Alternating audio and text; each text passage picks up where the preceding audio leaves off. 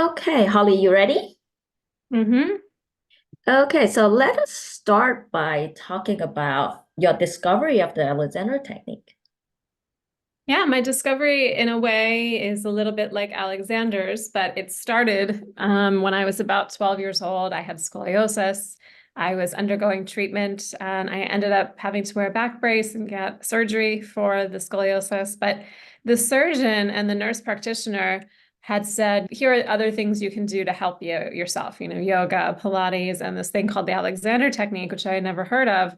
And it always stuck out in my mind. I wanted to know what it was. It seemed very different than the other things, but it seemed a bit mysterious. I couldn't find a teacher. Lo and behold, some of the teachers who later trained Aik and I and our teacher training lived about 20 minutes from my childhood home on the weekends, and I didn't even know it. The internet wasn't as prominent. People didn't really have websites back then, so it was difficult to connect. But I always remembered it. And then also being a singer as I went through preparatory programs, applying to conservatory, visiting conservatories and colleges and talking to other singers, I'd hear this thing, but oh, the Alexander technique, it's amazing. It's so freeing. And like everybody's had all these great things to say about it, but nobody could really define for me what it was, but it just stuck out in my mind. And after my freshman year of college, I spent a summer with West Palm Opera. My voice really grew and it was very wonderful. But I also came back and started just kind of having mysterious vocal issues. I just felt tired. I didn't feel like everything was really lined up. Like there was just too much efforting. Things weren't easy. And I would go to all the best doctors at the Hopkins Hospital or wherever, and they'd scope my throat. They would literally like put the laryngoscope down and look if there were polyps or anything on. And they're like, you're the healthiest person we've seen all day. Like there's nothing wrong with you. If you want, you can do some vocal therapy. Maybe it'll help your voice, like for my speech voice, my speaking voice. So I did that over the holidays one year, about, I don't know, 6 or 8 weeks of it. And it was fine. Like she was always like, oh, yeah, that's good. You're doing better. She wasn't really correcting much. And so my last day, I was like, well, what's really wrong with me? And she said, oh, you just have too much tension. And I was like, oh man, I don't know. Something went off in my head. Like, this is something that I need to take care of myself. I can't be reliant on a therapist, on a massage therapist, on a voice teacher, on someone to fix it for me. If there's too much tension, I have to figure that out at the level at which that tension exists, right? How did that tension get there? And none of these people, whether they were doctors or vocal therapists or voice teachers, were really able to help me with that. So I just started thinking, and I don't know what, but something in me was like the Alexander technique, the Alexander technique, the Alexander technique. And I really didn't even still know what it was. I started calling around yoga studios in Baltimore, asking, does anyone know if someone, and the first person I called, she happened to know the teacher that I later studied with for 3 years, sometimes multiple times a week. She actually also trained at ACAT where Aik and I trained. And so from there, it just was a super transformative process. Once I started taking lessons, I felt an immediate difference. I heard an immediate difference in my voice. And also, it just opened up philosophically and spiritually a whole new way of being in my body, a way where the mind, the body, and the spirit were really all honored. It wasn't just like making things happen. Previously, I'd been such a type A hard worker that if I wanted to do something, I would make it happen. And that's all the extra tension. That was all the extra effort that by the time I was 18 or 19 had caught up to me. Can you briefly explain what the Alexander technique is for those who may not be familiar with this work? Sure. So it is notoriously difficult to describe, right? People sometimes will talk about it as a system of, working on your posture, your habits, or how you hold yourself. But for me, those are the side effects of the Alexander technique. Great posture, freer singing, feeling good in your body, looking better are just side effects of studying what is fundamentally for me, much more a practical philosophy of everyday living, right? There was an American philosopher, John Dewey, who was very close friends with Alexander, and he wrote the introduction to all of Alexander's books. And he has a quote that says, the Alexander technique is a prerequisite for all other learning.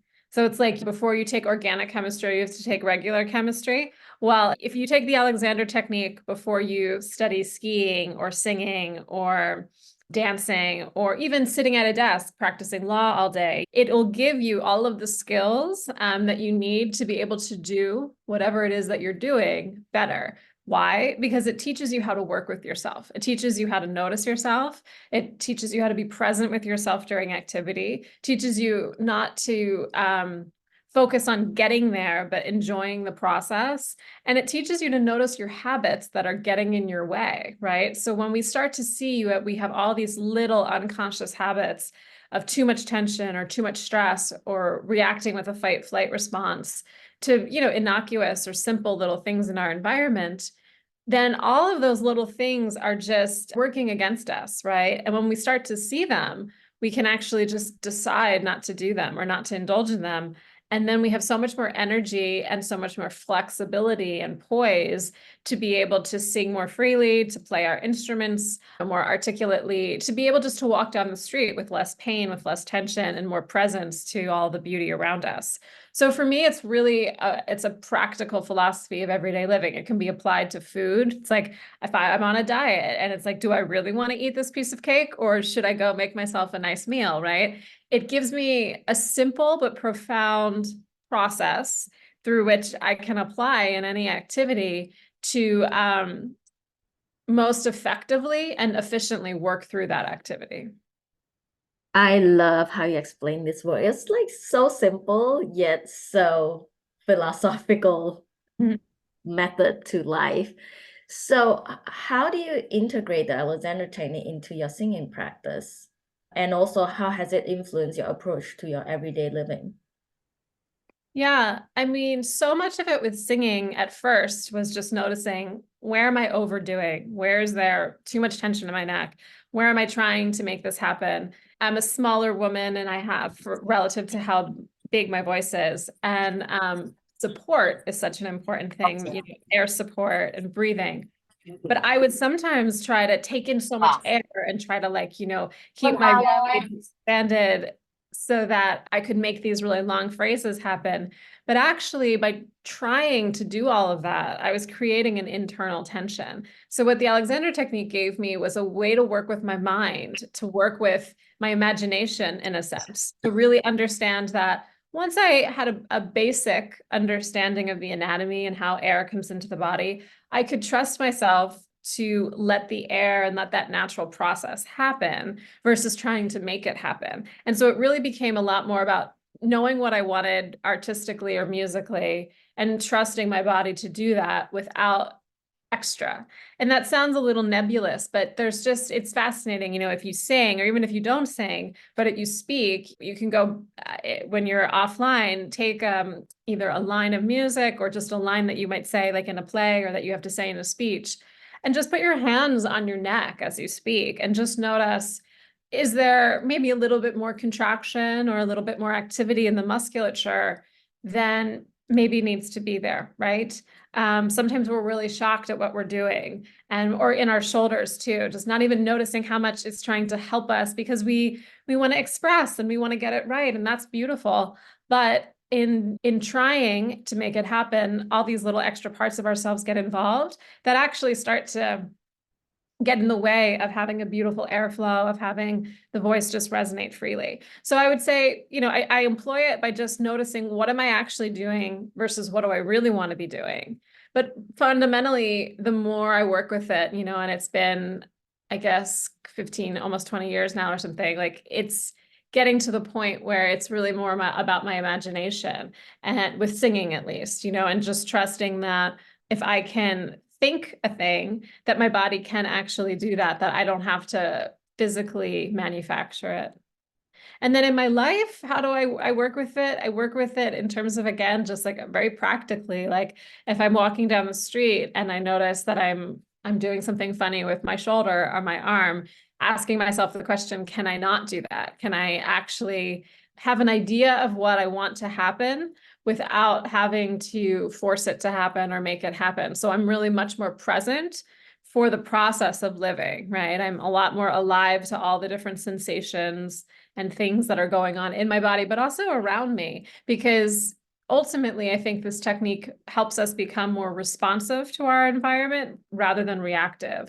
When you're not aware of your habits, physical, emotional, or otherwise, if something stimulates you or activates you, whether that's like a loud noise that you weren't expecting, or someone yelling at you, or getting an angry email, whatever it is, we sometimes, if we are in our contracted habit pattern, we just react with our habit because that's familiar, it's what we know, and it's what's easy. But if we're more expanded, if we have a little bit more perspective, both physically in our bodies, but also in our minds and our hearts and our spirits, then we can actually take that time through the Alexander technique to choose what we want to do rather than just, mindlessly respond habitually.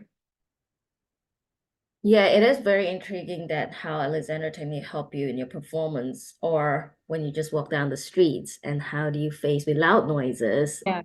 Let me So, just add something really quickly, because about the singing, sometimes when you describe it to people, they're like, oh, so it's like yoga or it's like meditation. And I also teach meditation. I also practice a lot of yoga, and I love those things, and they are a huge part of my life.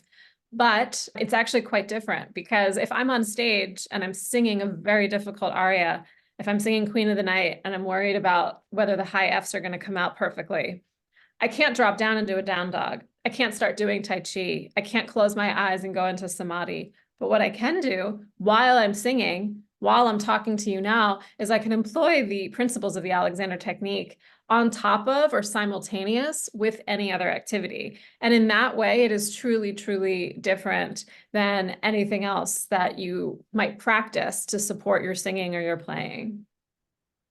that's impressive. So how about right now, can you share or demonstrate any simple Alexander exercise that you find particularly effective, whether a person is a singer or not, that could benefit from incorporating this Alexander technique into their daily lives?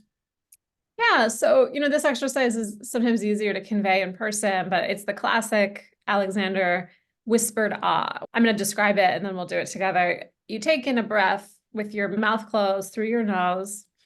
And then after just a second or two of holding that, you exhale slowly on an ah vowel. Ah. But it's actually a silent ah. So it's kind of like if you were on stage and you had to whisper, ah. That's around the level at which it would sound. It might not even be that aspirated. It might just be truly that you can only hear it yourself. He wanted to do this to help people regulate their breath velocity, and to also really just notice like, what is going on in the neck and the head when you exhale. Because something like a whispered ah, it's not as daunting as singing. It's not as onerous or as intense as having to give a speech or, make a public speech, right? So technically, we shouldn't have as much stress or tension around it. But what's interesting is that a lot of times really interesting habits show up even in something so simple as just whispering ah. And so what I like to pair this whispered ah with is the question, where am I pulling down? You hear Alexander teachers talk a lot about going up into like allowing the spine to have its full length. Because what happens is many of us, when we're on our phones or we're sitting, we slouch and we pull down, right? Whether we pull our head back and down or we just slouch through here, there's a lot of down. And it's not that we only want to be up. We want to be up and down. We want to be going in two directions. But the whispered ah gives us a really interesting chance to work with that opposition of my sits bones dropping into the chair or my feet dropping into the floor, whatever has contact with the floor or a base, but also my head releasing up as the air releases up my whole spine. So for a minute before we begin, if you just close your eyes, I'm going to ask you to think or visualize internally what we call the central column from your sits bones and your pelvic floor. That's the bottom of the central column, right? And then the pelvis emerges into the spine. So you can kind of take your internal eye and go up the spine. And that's all, again, the central column, the viscera, the lungs all kind of form around the spine, right? And then we get up to the throat, which, where we swallow, where we breathe. This is also the same part of that internal central column, because again, the neck vertebrae are just a part of the same spine that goes all the way down to the pelvis. And then if you go even above the neck, when you get into the head, if you take your tongue and you go back from your central teeth and you trace it along the soft part of the mouth, that's your soft palate, right? If you go all the way back to where kind of the hard part and the soft part of the roof of the mouth meet, that's the top of the central column. So you have the pelvic floor on the bottom and you have the soft palate on the top, right? So if you can just kind of imagine that, explore that as your eyes are closed. When we do this exercise, we are asking for those things to stretch and to elongate in opposite directions, because that will create the proper tensegrity or balance of tension and integrity within your spine that'll allow you to kind of work from your most efficient place rather than to pull down, which is what most of us are doing in one or more parts of that central column. So you can open your eyes, and I'm going to talk and sort of demonstrate at the same time, and you're welcome to join me. And then we'll do this 3 times maybe just to refine it. So we start with our lips are gently closed. Sit comfortably. You can use back support if you want. Just make sure that at least your feet or your sits bones are grounded into something like a chair or the floor, or both of them if you're sitting in a chair. And when it feels easy and natural, you can let the inhale come in through the nose. And at the top of your exhale, before you even think of exhaling, just think, I'm going to go up as I go down. And the air is going to flow like an ocean wave from the bottom of the pelvis, up your spine, and over your soft palate, out through your mouth on a silent ah, like.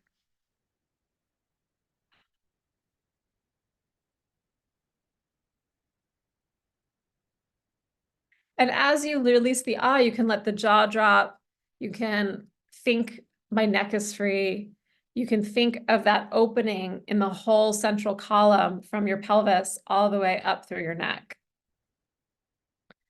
And then when you're all exhaled out, you can gently bring your jaw to close. And that's one cycle. And then when it feels natural, you can let the inhale happen again through your nose.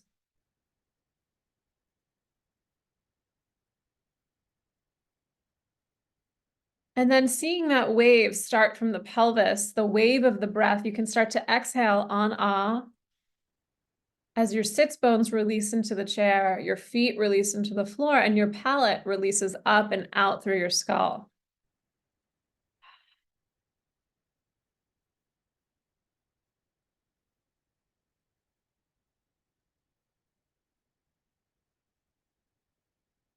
And then we'll do one more whenever you're ready to inhale through your nose, no rush.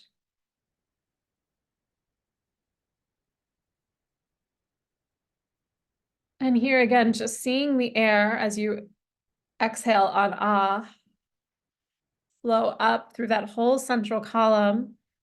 And that central column is just gently stretching in equal and opposite directions. Your feet on the floor, sits bones grounded, and palate and head are releasing up off of your free neck.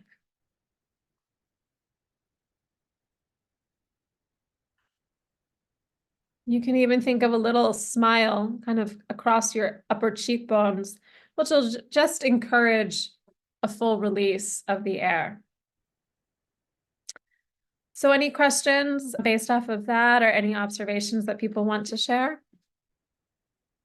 At least for me, I find more space in my front part of my throat and my shoulder across my collarbone. I've been excited and also anxious about this morning's session, and that really calmed down my nervous system. So thank you for that exercise.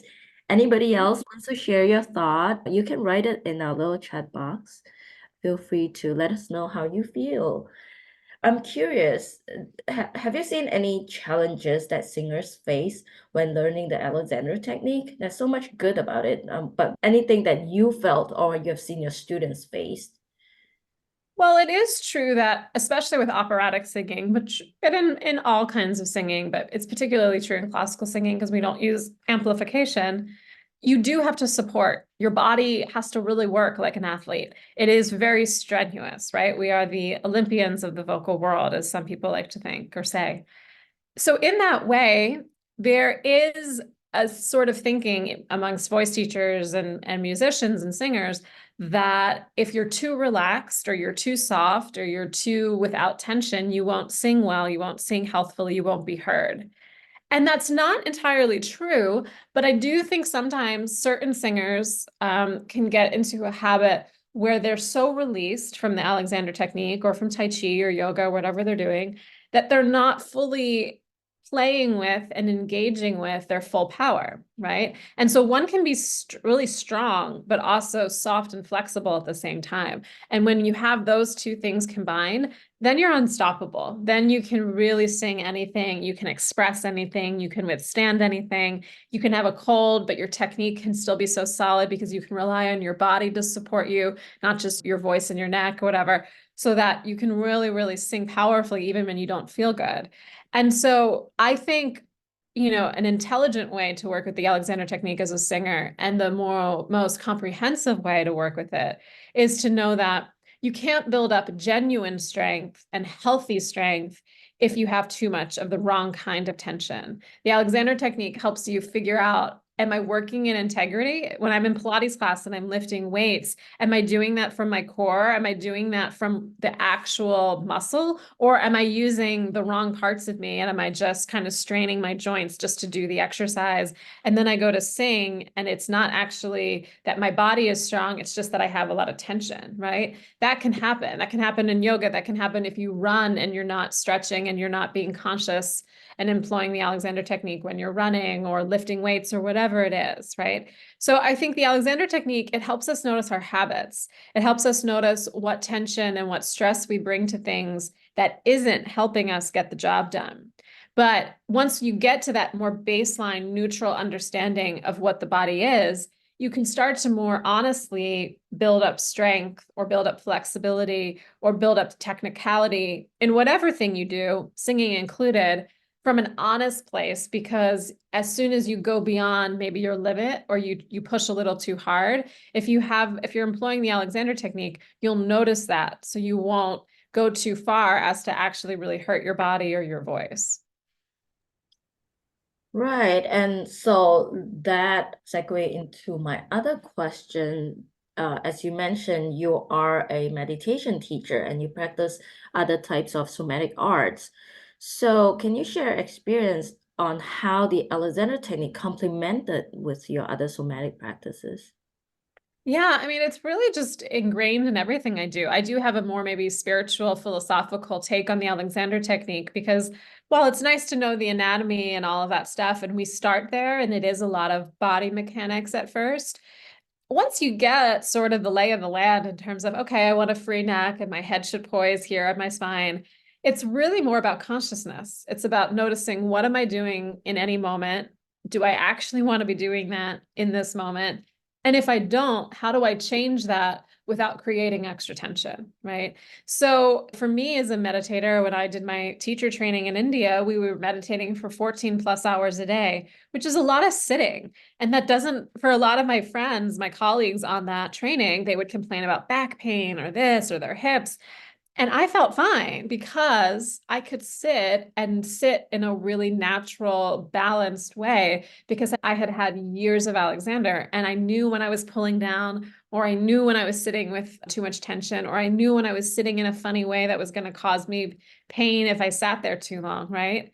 And it's so much of the Alexander technique after those beginning few lessons is really noticing.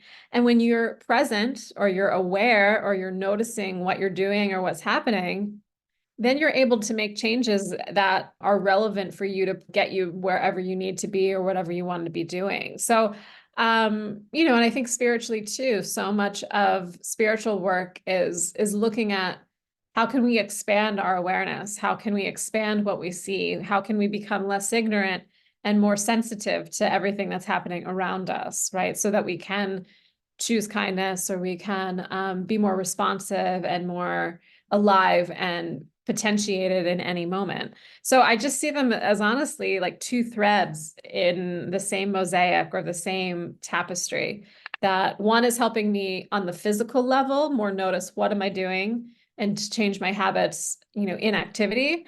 And then the meditation is getting rid of the stress. It's getting rid of like the deeper, more spiritual blocks that can ultimately hinder my creativity or just bring my body down and make me tired or, not feel as good physiologically. Right, thank you for that. I know there are some singers here today, musicians and Pilates teachers. So yeah, I think that really ties up to how this work can complement like so many facade that people do. I want to be mindful of our time here today. So do you have any final thoughts or advice you would like to share with singers, especially since this is our topic today, who are considering incorporating the Alexander technique into their training? Just do it. I mean, it was definitely life-changing for me. It was really empowering, not just for me as a singer, but for my life, but particularly about singing, unlike a dancer who can look at her leg or her foot and figure out maybe what could be better, right? Because we can see it, we can touch it, somebody can manipulate it. Yes, voice teachers can put their hands on your rib cage and show you how to breathe, or they can put their hands on your throat. But really, the voice is internal. We can't really see what's going on. A lot of it is still a mystery, even in terms of the science of how it works. So we actually really need a subtle technique to work with ourselves, to be able to release tensions, to be able to use our thinking and our imagination and our artistic intent to allow for the sound that we want to create to flow freely, right? Because even an actor or an athlete or a dancer, they can more grossly, obviously see what they're doing because it's happening in the level of the body in a bigger, more obvious motion. But what we do, you can hear it in a big way, but what actually the little musculature and subtle processes that allow for singing to happen are actually pretty internal. So something like the Alexander technique, where it really is about adjusting your thinking to change the way that your body is operating at the most fundamental levels in terms of the nervous system and in terms of your breathing. It is absolutely game changing if you want to be as not just efficient and like free physically in your singing, but I also think artistically. I've had many voice teachers who are not Alexander teachers who will also talk about imagination. Like, how do you sing loud? How do you sing this high note in a very particular way when it would be technically difficult to maybe do a sforzando or, a mezzo di voce on that high note? You want it to happen, right? It is sort of your intent, and then the body follows that if the body is free and you're really all connected and lined up, and there is that flow happening. And I think the Alexander technique is a way to more reliably get yourself into a flow state more consistently so that singing can happen. You don't have to make it happen. Well, thank you so much for sharing your insights on the Alexander technique and its application to singing. It is clear that Alexander technique has a profound impact on singers and individuals seeking approach to a more holistic approach to their well-being. So let me put Holly's website in the chat box. So you can reach out to Holly. This is her website. You can check out her work here, and you could reach out to her if you have any questions about today's session. And also you can reach out to me. This is my website. Okay, let me put it in the chat box right now. Yeah, we only have a few minutes, and I know, Holly, you need to run. So it's been a pleasure speaking with you today. Thank you for sharing so much of your experience with us today. And anybody have any last thoughts or words that you would like to share for today's session?